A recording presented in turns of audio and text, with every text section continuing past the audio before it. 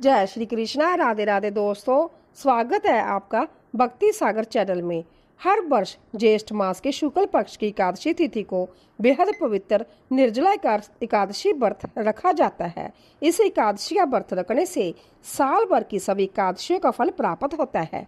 शास्त्रों के अनुसार निर्जला एकादशी को जल एवं गोदान करना सबसे बड़ा सौभाग्य माना जाता है। यदि आप इस दिन गोदान नहीं कर सकते हैं तो गौशाला में जाकर गौ माता को केले या कोई पीली वस्तु खिला सकते हैं और गौ माता के पीने वाले पानी में आप शक्कर या गुड़ डालकर आ सकते हैं, जिससे वह मीठा पानी बन जाए, जिसे हम शरबत कह सकते हैं। निर्जला एकादशी की कथा के संदर्भ में गौ माता की सेवा और दान का बहुत बड़ा महत्व है। इस व्रत की कथा में और इसके समापन पर गौ सेवा को मोक्ष और पुण्य का मुख्य द्वार माना गया है। व्रत की पूर्णता और मोक्ष की प्राप्ति निर्जला एकादशी का व्रत बिना पानी पिए रखा जाता है, जो बेहद कठिन है। धार्मिक मान्यताओं के अनुसार इस कठिन व्रत के पूरा होने पर गोदान या गौ सेवा करने से व्रत का फल कई गुना बढ़ जाता है और व्रती को सीधे विष्णु लोक की प्राप्ति होती है।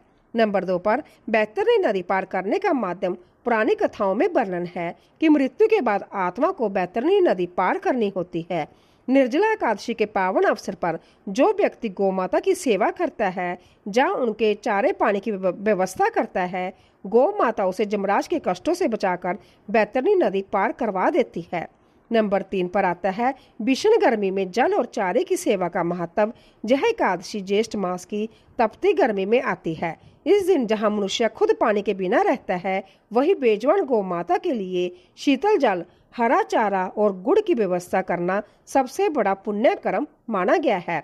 इससे भगवान विष्णु अत्यंत प्रसन्न होते हैं। नंबर 4 सभी तीर्थ और व्रतों का फल एक साथ। कथा के अनुसार जब भीम ने महर्षि वेद व्यास जी से पूछा कि वह साल की सभी एकादशी नहीं कर सकते, तब व्यास जी ने केवल निर्जला एकादशी करने को कहा।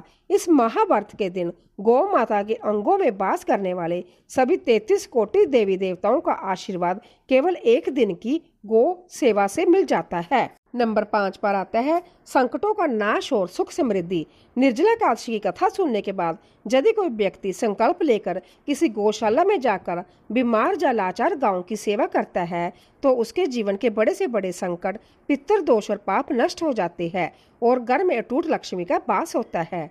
निर्जला एकादशी के दिन जो जीव गौ माता को ग्रास, भोजन और जल देता है, उसके कोटि जन्मों के पाप कट जाते हैं और वह साक्षात श्री हरि का प्रिय भक्त बन जाता है।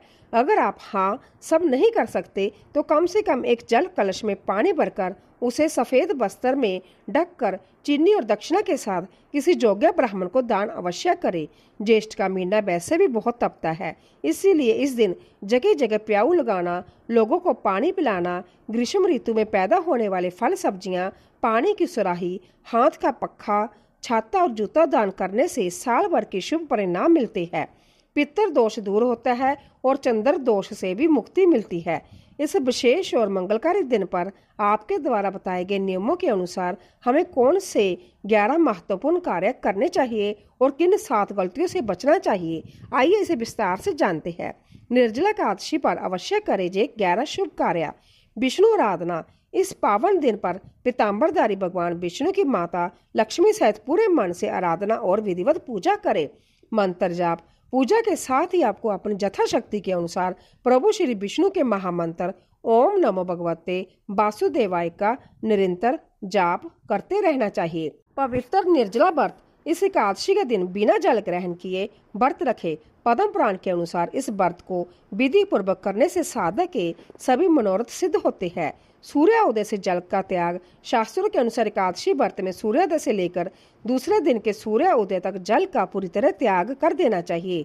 ब्राह्मण भोजन व दक्षिणा। द्वादशी के दिन सूर्योदय के बाद विधि पूर्वक किसी ब्राह्मण को आदर पूर्वक भोजन करवाएं और अपनी श्रद्धा के अनुसार दक्षिणा दे।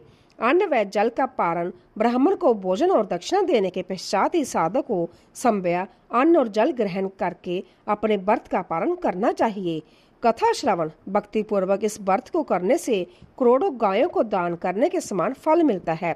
इसीलिए इस दिन निर्जला एकादशी की कथा पढ़नी या सुननी चाहिए। पानी से भरा घड़ा दान करें। इस दिन साधक को संभव बिना जल पिए किसी जरूरतमंद व्यक्ति या श्रेष्ठ ब्राह्मण को मंत्र पढ़कर शुद्ध पानी से भरा घड़ा दान करना चाहिए। देवी देवताओं को प्रसन्न करना। इस दिन श्री हरि विष्णु और लक्ष्मी जी के साथ साथ श्री कृष्ण, जल के देवता वरुण देव और एकादशी तिथि के देवता विषव देव गणों की भी पूजा करनी चाहिए। पीपल वृक्ष की पूजा। यदि आप दान पुण्य के विशेष उपाय नहीं कर सकते तो इस दिन पीपल के पेड़ में जल अर्पित करके उसकी विधिवत पूजा करें। इससे कर्ज से मुक्ति मिलती है। पौधारोपण करना। इस दिन प्रकृति की सेवा के लिए पौधारोपण करने का भी बड़ा महत्व है। कहीं भी पर भी पीपल, बरगद, नीम, कैथ आदि का पौधा अवश्य लगाएं। इस दिन भूल कर भी न करें जैसे 7 कार्य, इनसे बचे। चावल और नमक का सेवन।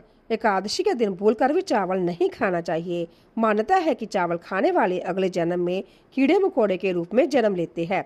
इस दिन नमक भी नहीं खाना चाहिए क्योंकि नमक खाने से एकादशी और बृहस्पति का फल नष्ट हो जाता है। इसलिए इस दिन सात्विक फलाहार ही ले। वर्जित सब्जियां और दालें। इस दिन मसूर की दाल, मूली, बैंगन, प्याज, लहसुन, शलजम, गोभी और सेम का सेवन भी नहीं करना चाहिए। तामसिक भोजन। नशा और पान। व्रत से एक दिन पहले दशमी तिथि से ही अपने भोजन पर ध्यान दें। तामसिक व मांसाहारी भोजन का सेवन ना करें और मदिरा सहित सभी प्रकार के नशे से बिल्कुल दूर रहे। इस दिन पान भी नहीं करना चाहिए क्योंकि पान खाने से मन में रोजगुन की प्रवृत्ति बढ़ती है। मानसिक अशुद्धता। क्रोध और चुगली व्रत करते समय किसी के प्रति मन में बुरे विचार ना रखें। चुगली करने से मान सम्मान में कमी आ सकती है और अपमान का सामना करना पड़ सकता है। इस दिन क्रोध नहीं करना चाहिए और हर तरह के वाद विवाद से बिल्कुल दूर रहना चाहिए। ब्रह्मचर्य का उल्लंघन। इस दिन भूलकर भी स्त्री संग प्रसंग नहीं करना चाहिए। साधक को मन, वचन और कर्म से पूर्ण ब्रह्मचर्य का पालन करना चाहिए। तुलसी दल को स्पर्श करना और बिस्तर पर शयन। एकादशी के दिन तुलसी को जल अर्पित नहीं करना चाहिए और ना ही उसे छूना चाहिए क्योंकि तुलसी माता इस दिन उपवास में रहती है। साथ ही व्रत से एक रात पहले सोए नहीं। पूरी रात भगवान विष्णु और माँ लक्ष्मी की आराधना करें।